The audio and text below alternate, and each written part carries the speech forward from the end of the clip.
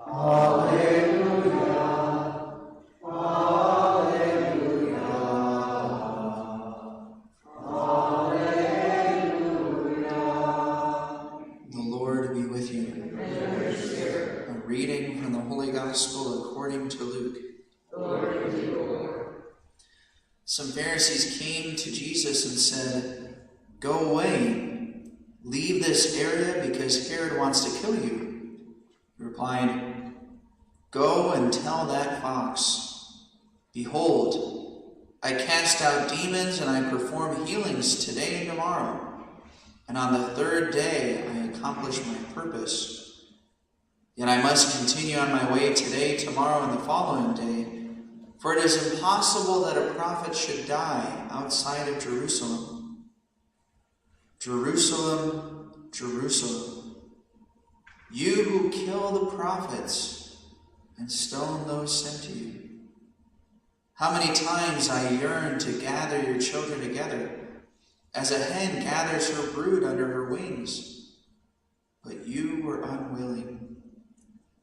Behold, your house will be abandoned, but I tell you, you will not see me until the time comes when you say, 'Blessed is he who comes in the name of the Lord.'" The Gospel of the Lord. Praise to you, Lord Jesus Christ. So 2 weeks ago, I was meeting with the Wabash guys on Wednesday night, like we normally do, and I was informed that there was an incident that took place on campus the night before we had our meeting. It was called a hate crime, a heinous atrocity, and they had gotten all sorts of emails from the faculty and administration of Wabash. And basically what happened was, apparently during the month of October, so we all know that in the United States now we have Pride Month in the summer, but they keep trying to extend it to different times of the year. So there was a bunch of Pride and LGBTQ flags put out in the quad of the campus. And in the middle of the night, they were taken and they were thrown into a dumpster. Right?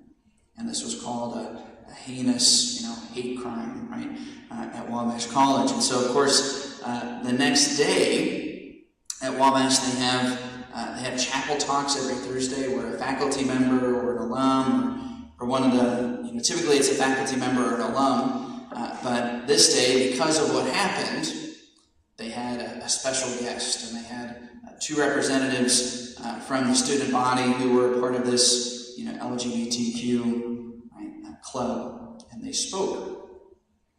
And so, of course, I decided to go to this chapel talk because I wanted to hear what was being said.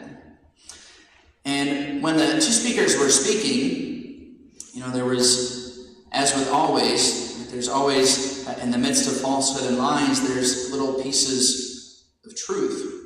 And so at one point, the two guys were talking about their personal experience, and of course I had compassion, about the experience that they live every day, this turmoil within themselves because of the same-sex attraction that they have.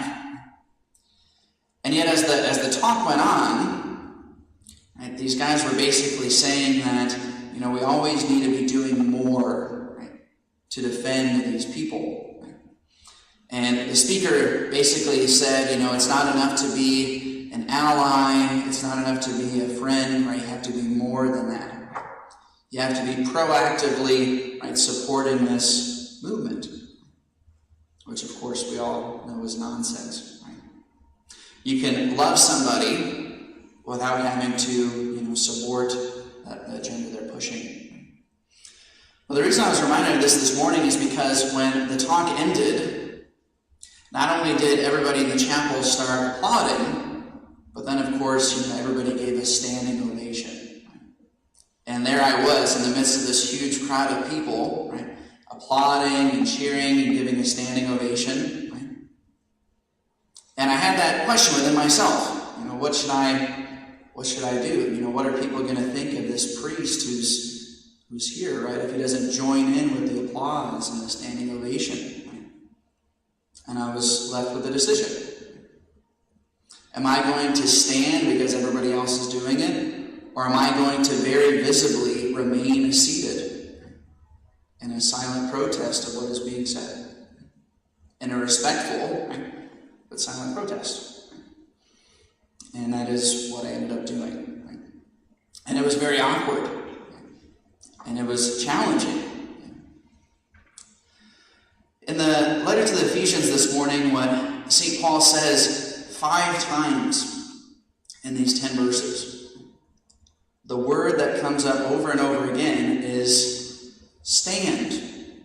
Hold your ground. St. Paul, when he writes this letter to the Ephesians about the war that is taking place for souls, he says the primary thing we must do is stand. Hold your ground. When I was studying philosophy, I remember learning about the virtues. And one of the virtues we talk about as Christians is the virtue of patience.